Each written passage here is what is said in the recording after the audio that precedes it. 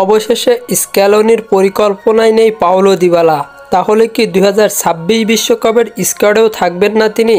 এ নিয়ে কী ভাবছেন Lionel Scaloni, বিস্তারিত জানুন পুরো ভিডিওতে। অবশেষে আর্জেন্টাইন কোচ লিওনেল স্ক্যালোনির পরিকল্পনা নেই পাওলো দিবালা, যিনি একসময় ছিলেন দলের গুরুত্বপূর্ণ অংশ। আজ তিনি যেন ধীরে ধীরে হারিয়ে যাচ্ছেন জাতীয় দলের খাতা থেকে। কাতার বিশ্বকাপে খুব কম সুযোগ পেলেও ফাইনালে প্ল্যান্টে শুটআউটে গোল দিয়ে ভূমিকা রেখেছিলেন তিনি।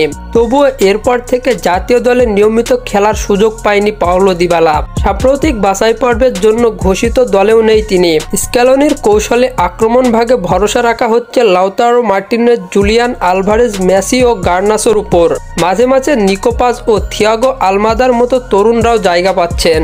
ফলে আর্জেন্টাইন মিডিয়া প্রশ্ন তুলেছে, তাহলে কি 2026 বিশ্বকাপে জায়গা হবে না দিবালার? রোমার হয়ে খেললেও চোট ও অনিয়মিত ফর্মের কারণে ক্লাবে তিনি বারবার সমস্যায় পড়েছেন, যার প্রভাব পড়েছে জাতীয় দলে ডাক পাওয়ার ক্ষেত্রেও।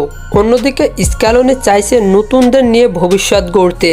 দিবালার বয়সও এখন 32 ছুঁই ছুঁই, যা আক্রমণ ভাগে তরুণদের সঙ্গে প্রতিযোগিতায় বাড়তি চাপ তৈরি করবে। সব মিলিয়ে স্ক্যালোনির ভাবনায় এখনও দিবালা নেই বললেই পরিষ্কার।